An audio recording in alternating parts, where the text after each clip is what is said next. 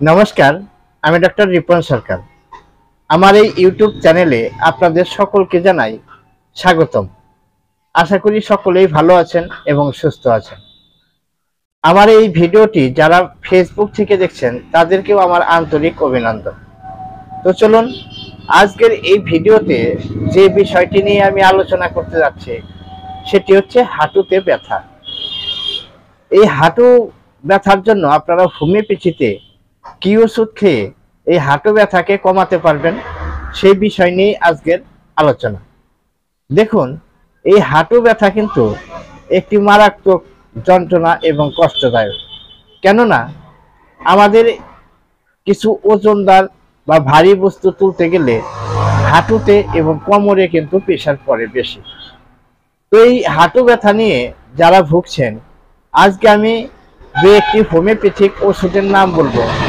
এই ওষুধগুলো যদি আপনারা নিয়মিত খেতে পারেন তাহলে দেখবেন যে আপনার হাঁটু ব্যথা কিন্তু একদম ছেড়ে যাবে। তাই ভিডিওটি সম্পূর্ণ দেখবার আপনাদেরকে অনুরোধ রাখছি। আর যদি আমার চ্যানেলে আপনি আমার এই ভিডিওটি সর্বপ্রথম দেখছেন, এখনো পর্যন্ত সাবস্ক্রাইব করা নেই, তাহলে আপনারা প্লিজ সাবস্ক্রাইব করে রাখুন এবং পাশে থাকা যে ঘন্টা মতো চিহ্নটি রয়েছে সেটা প্রেস করে রাখুন। তাহলে যখনই আমি নতুন কোনো ভিডিও আপলোড করব, সঙ্গে সঙ্গে আপনার কাছে একটি নোটিফিকেশন মেসেজ চলে যাবে এবং আপনাকে আমার এই ভিডিওটি সর্বপ্রথম শো করাবে। দেখুন, তাহলে এই যে হাঁটু ব্যথা, দেখা যায় অনেকেই কিন্তু বসতে গেলে কিছু ধরে বসতে হয়, আবার উঠতে গেলেও কিছু ধরে উঠতে হয়। হাঁটুর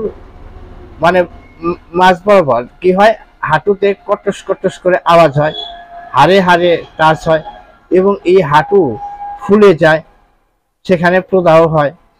তো এইরকম যদি আপনার কন্ডিশন হয়ে থাকে, কিন্তু আপনারা সকলেই জানেন যে আমরা যে হোমিওপ্যাথিক ওষুধগুলো মেডিসিনগুলো নিয়ে আলোচনা করি এবং প্রত্যেকটি ওষুধগুলো ইউজ হয় কিভাবে, লক্ষণ ভিত্তিক। তাহলে যে ওষুধটির নাম আমি বলতে যাচ্ছি সেই ওষুধটির লক্ষণ আগে আপনাদেরকে জানা উচিত। কিরকম লক্ষণ? যদি আপনার হাঁটু ব্যথা হচ্ছে, দেখা গেল আপনি যখন বসে থাকছেন তখন যন্ত্রণাটা বাড়ছে, বসে আছেন যন্ত্রণা বৃদ্ধি, একটা অস্বস্তিকর অবস্থা, আপনার ভালোই লাগছে না। যখন আপনি প্রথম চলার সময় দেখা যাচ্ছে কি হাঁটুর ভিতরে একটা আওয়াজ হচ্ছে, খটখট আওয়াজ বা কটস করে আওয়াজ এরকম হচ্ছে।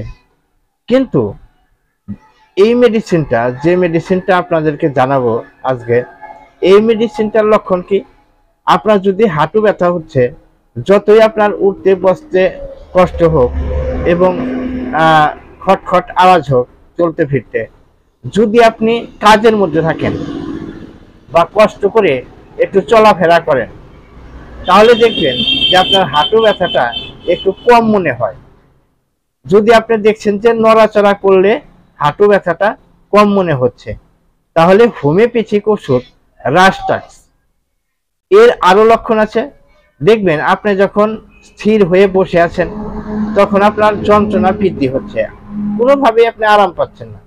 যদি আপনি হাঁটা চলা করছেন, মুভমেন্ট করছেন, তাহলে আপনার যন্ত্রণাটা অনেকটাই কম হচ্ছে এবং ব্যথাটা অনেকটাই কম থাকছে। তাহলে আপনারা এই রাস্টাক্স ওষুধটি 200 শক্তিতে খাবেন, ঠিক আছে? আরো কি, এই হাঁটু ব্যথার জন্য রাস্টাক্সের যে আরেকটি সিমটম, যদি আপনি গরম সেক দিচ্ছেন বা গরম তাপ দিচ্ছেন বা গরম জল ঢালছেন, তাহলে দেখা যাচ্ছে কি যে আপনার হাঁটু ব্যথায় অনেক রিলিফ হচ্ছে, অর্থাৎ আরাম হচ্ছে। তাহলে এটা আপনাদেরকে জানালাম। তাহলে এই হাঁটু ব্যথার জন্য আপনারা রাস্টাক্স 200 শক্তিতে, এটা আপনারা সকালে, দুপুরে, রাত্রিতে 1-2 ফোঁটা করে প্রত্যেক দিন খাবেন খালি পেটে। দেখবেন আপনার হাঁটুর যন্ত্রণা ব্যথা সেটা কিন্তু ঠিক হয়ে যাবে। এইবার এই রাস্টাক্সের সাথে সাথে আরেকটি ওষুধ আপনারা খেতে পারেন, সেটা বায়োকেমিক ফর্মে খুবই ভালো কাজ করবে। হাঁটু ব্যথা কেন হচ্ছে সেটাও একটা ব্যাপার, কারণ এই যে হাঁটুর মাঝ বরাবর দেখবেন কি একটা আহ, মানে ফ্লোরিক অ্যাসিড থাকে, ঠিক আছে, সাইনোফ্লোরিক অ্যাসিড থাকে, যেটা ক্যালসিয়ামের স্তর।